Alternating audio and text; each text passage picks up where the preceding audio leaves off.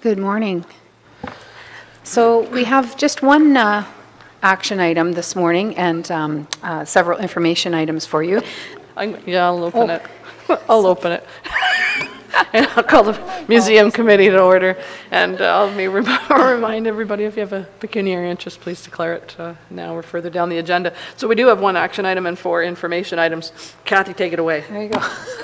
Sorry about that. A little anxious.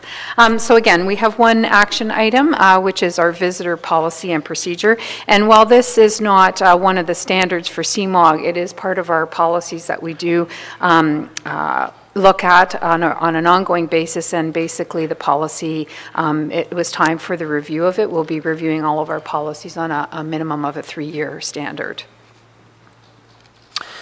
Wonderful. You have the recommendation in front of you. Have a mover and a seconder. Mike, seconded by Ann. Any discussion on this? Any questions? Seeing none, all in favor? Thank you, that's carried. Okay. So moving into the information items, you can see from our business sponsorship report, we're actively starting to pursue and put out funding applications for our 2018 budget year. So we have 2 asks currently into Bruce Power for some programming for 2018 as well. And then on to the education outreach report. The Museum Munchkin program, which has been developed now in 2016, was basically put in place because we saw a need for preschool programming. So this program was very successful last year, and we managed to continue the program this year with our new education coordinator taking on that responsibility, as well as still bringing in different members of the community when it comes to specialized and different weekly themes that we do have. So the program started in September and is pretty much full on most weeks, if not waiting lists we take waiting lists as well for people. Still, now that the schools are back in session, we have our PA Day movies happening, and then for October you see a list of a lot of different events coming up, changing a few things around with our Halloween hoopla for the younger children. Of course, the night at the museum, which is always a very popular event where the children come and sleep over.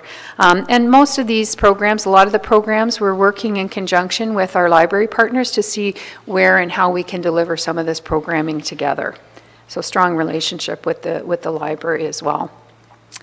In our marketing report, you can see from our social media, we are increasing social media from last year. It's a very important part of our marketing mix in general, and also our social engagement and our community relevance.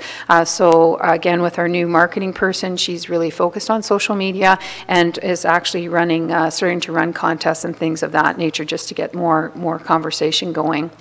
We opened 2 exhibits in September, the Bert Henderson Living Legacy Juried Art Show.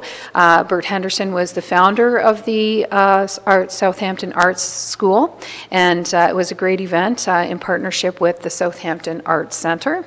There's some pictures of some of the juried artwork and the members of the Southampton Arts Centre at the reception. And then we also opened, as was mentioned earlier by the warden in regards to some of the work from Janice's perspective, our Fields of Dreams exhibition. So this exhibition was a long time in the making. It was a great effort, partnership again with Highbury Farms locally in Saugeen Shores, and really highlighting the seasonal farm workers program. So many of these workers have been in our community for 20 years or more through this program, and what we really wanted to do with this is highlight not just so much the program, but their own stories. So this photo exhibition ties in many of the workers in particular, and it has pictures of the workers as well as their stories, and will be on display until roughly the end of November.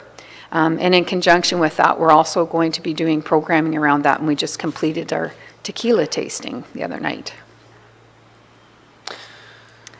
So in the programming report, we also completed our annual Volunteer Appreciation Day in September. And while Awareness Week for volunteers is in April, we do recognize them then. But we also do a follow-up event with volunteers to just give them their awards for their hours. And as you can see, our museum volunteers in the last year contributed over 5,000 hours towards programs at the museum. We had 6 new adult volunteers and 3 new youth volunteers. So this is a really critical program for us because without our volunteers, we wouldn't be able to have as many programs that we do deliver, and also some of them we wouldn't be able to deliver at all. So if you see Dr. Campbell there, he's teaching with our Ancient Civilizations program, and this program in particular has, the nature of it has 3 to 4 stations at any time, so we need the extra people to really help us put on that program. And again, our Taste of Mexico, there was the featured tequila tasting that took place just last week, and it was a sold-out event. And then there's a list of some of the other activities that are happening to round out the month in October. So we have a guided beer tasting coming up, and as well in regards to the cultural programming, we have our Day of the Dead celebrations, which is a family-oriented event. So people will be able to come in, have some food, experience the exhibition, as well as do crafts and really learn a little bit more about that particular tradition. Okay. Thanks, Kathy. Are there any questions on any of these reports?